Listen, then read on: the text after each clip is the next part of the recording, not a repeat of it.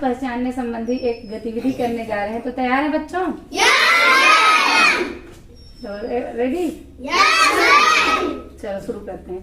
छन छन छन, ये तो पायल की आवाज। टन टन टन, ये तो घंटी की आवाज। म्याऊ म्याऊ म्याऊ, ये तो बिल्ली की आवाज।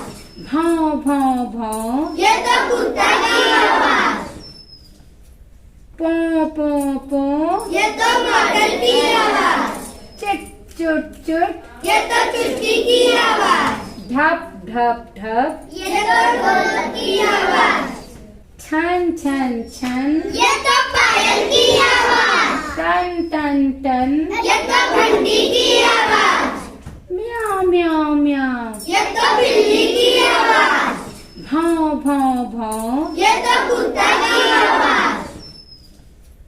पो पो पो, ये तो मॉडल की आवाज।